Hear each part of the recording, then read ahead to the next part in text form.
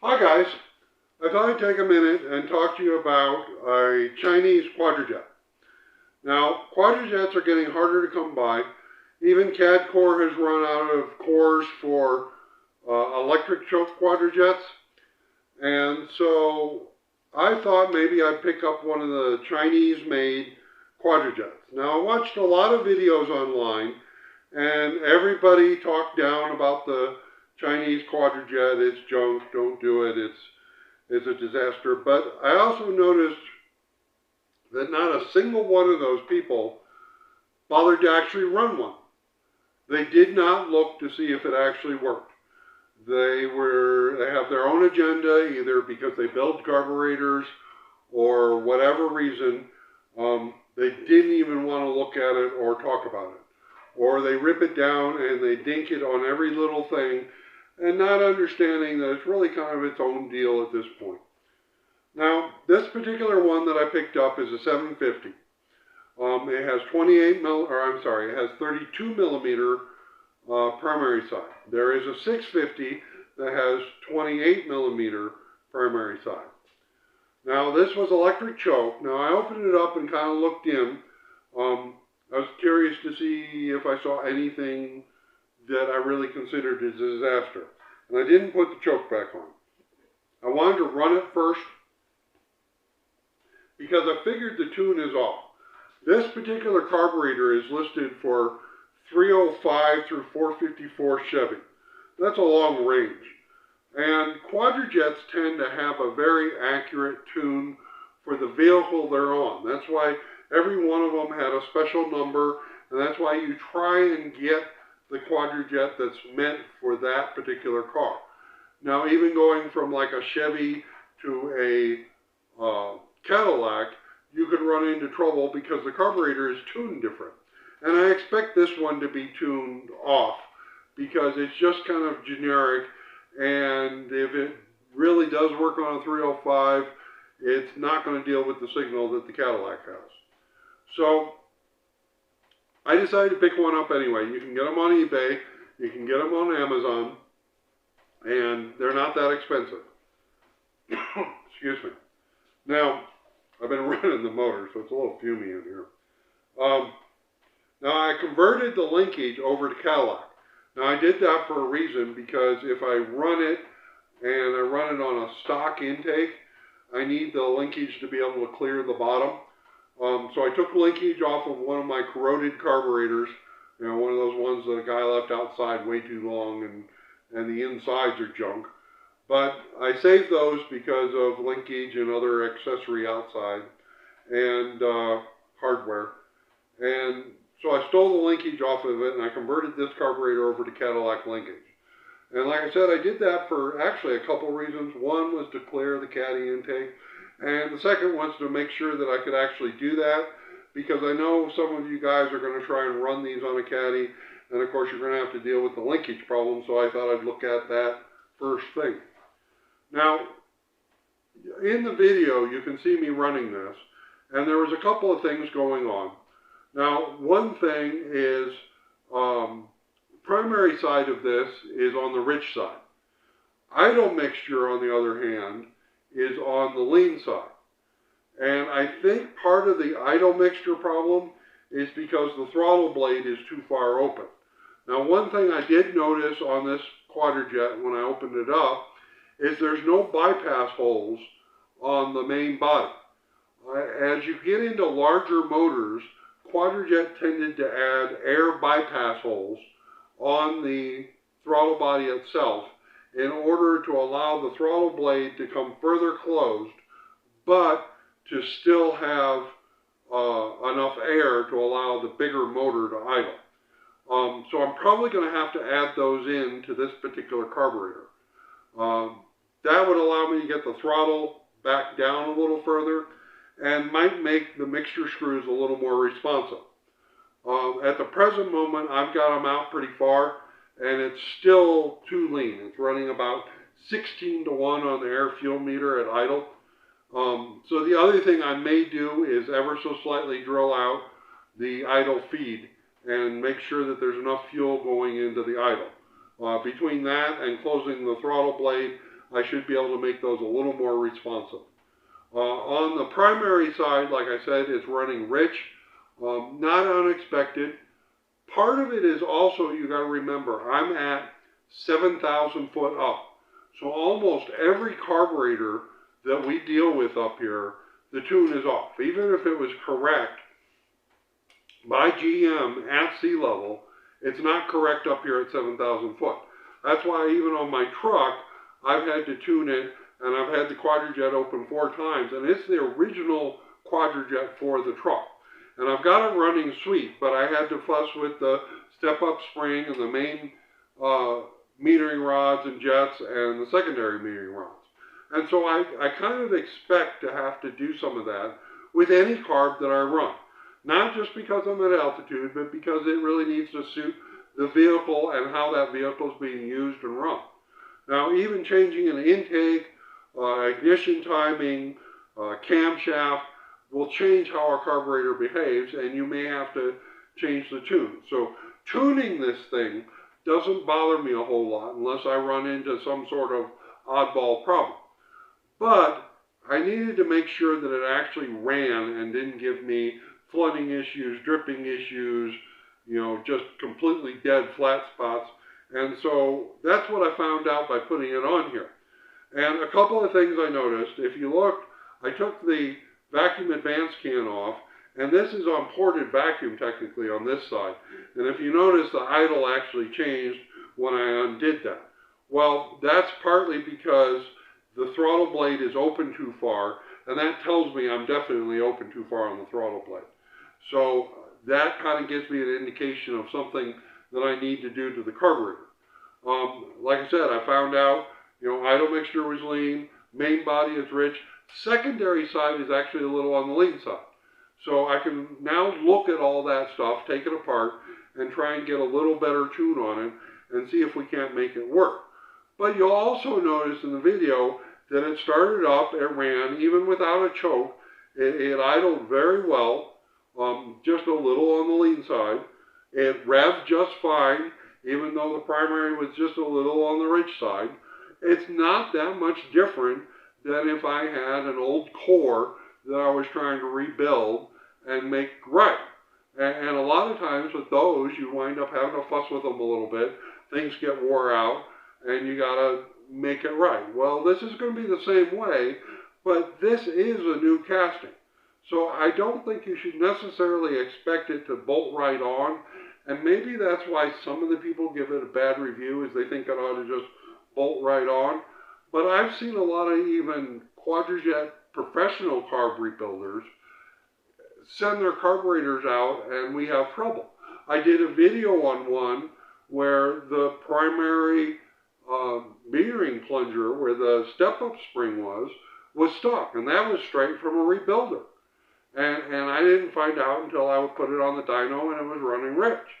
And so I had to fix even that carburetor. So to me, I kind of expect that there's a little fussing around to get it to really run sweet the way I want it. And this one I don't think is any different.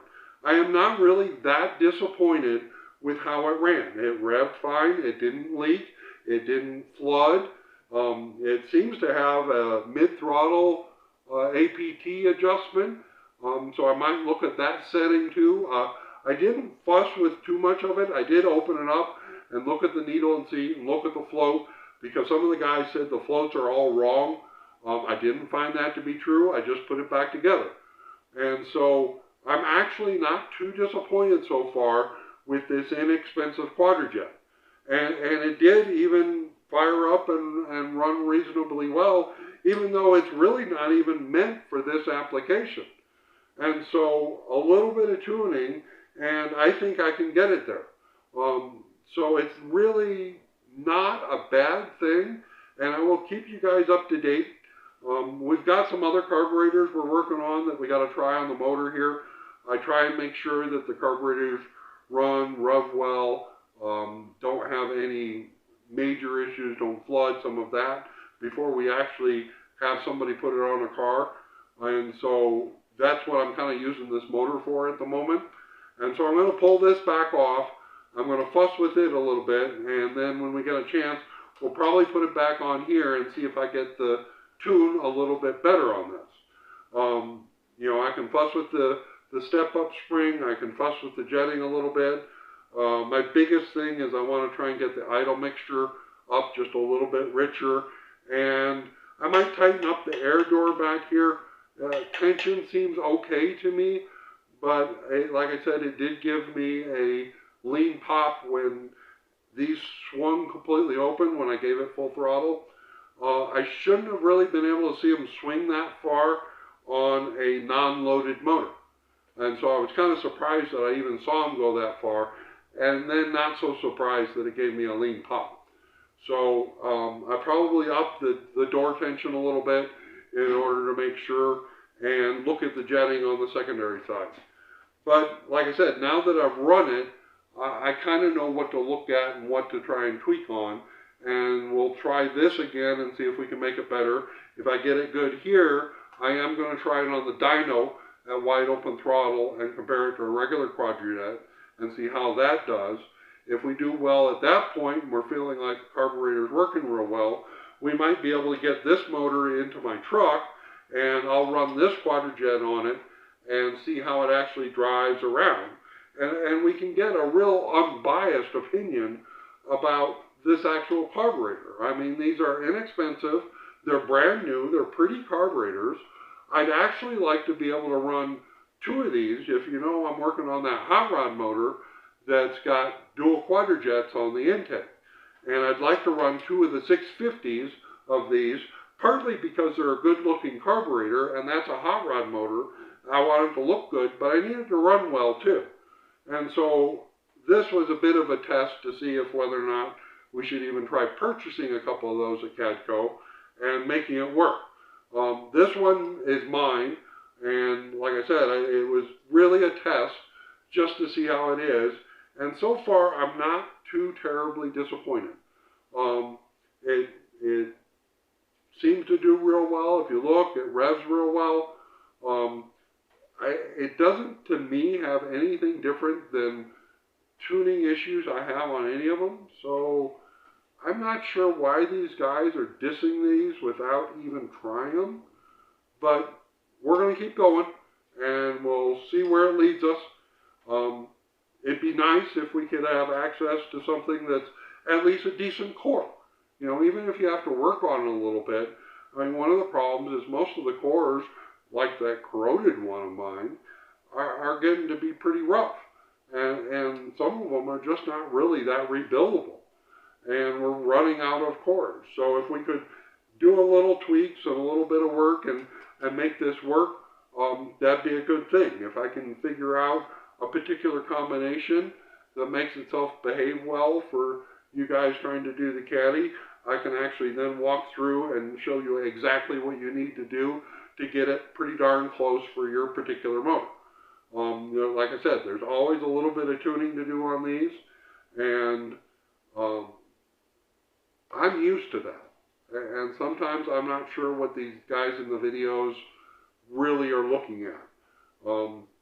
It did okay, and I'm not unhappy. So that's the Chinese quadrajet, and that's my experience so far. And I will do another video down the road, and if we put it on the dyno, I'll definitely do a video of it on the dyno, and we'll just keep going and see where it really gives us problems. I know at some point maybe I'll just get so frustrated with it, I'll tell you, I couldn't make it work, I wound up putting it in the trash, but that would be pretty uncommon for me in a carburetor. And you also ought to realize that pretty much any carburetor is going to need a little bit of tuning. Even a Holly is not going to be exactly right out of the box. You may have to do primary jets or secondary jets or a power valve. And you're definitely going to have to at least do idle mixture. And so every carburetor, to really get it to run sweet, takes a little bit of fussing around. No motor is identical. And you really can't find a combination that somebody's going to say, oh, run this jet, this metering rod, you'll be perfect. And that's not true. Every motor is a little bit different. I'm always surprised. Each one wants maybe a little bit of different timing or a little bit different jetting. Some of it depends on signal strength, slight variations in how the carb was made. It can even be a difference in booster. In Holly, whether or not you run an angular booster or a drop leg or a straight leg booster can change how the carburetor is going to be jetted. So all this requires tuning, and to me, tuning is just part of what you do when you're fussing with motors. So I will maybe try and do some more videos and talk about what I actually do. Just like on this, I'm telling you kind of what my thinking is, and we'll try it and we'll see how it goes. And that's all tuning really is you kind of get a good understanding of how a carburetor works so that you can look at what it's doing and say, oh, I need to tweak this part a little bit or that part a little bit until it runs really well. And guys will tell you, well, I just bolt them on. And Richard is fond of saying that on the dyno. But dyno is wide open throttle, where a motor is just not that fussy. The place where a carburetor really takes some tweaking to get exactly right is like your steady state cruise, your regular driving around. You're not stalling coming up to a light. You're pulling away from the light nice and smooth. You're standing on it to wide open throttle and it not giving you a huge hesitation. Those are places where you're going to have to work on tuning, and you'll never see that on a dyno. That's really about driving around. So I'm really not going to know the full story even on this carburetor until I get it on something that we can drive around and actually see how it behaves. But so far, I like this carburetor. And it's a very pretty carburetor. It seems decently constructed. The only thing I did notice is the screws are really tight in it. And so you got to be careful initially taking it apart. Everything else looked pretty normal. It's kind of a mismatch of quadrajet things. It's like they took various aspects of different quadrajets, which is why some of the diehards don't like this particular quadrajet. But I'm not seeing any of that as being bad. It's its own thing. And so we'll keep tuning on this, and we'll try running it again here, and I'll let you know how it goes. I wish all your projects go well. I know the sound on that first part of this video for where I was running this is still not great. It's getting better. I'm working on it. I would really like you guys to be able to hear these motors, but I may have to put an attenuator in or something. It's so loud that it just clips. So I wish you well on all your projects, and have a good day, and I'll talk to you later. Bye.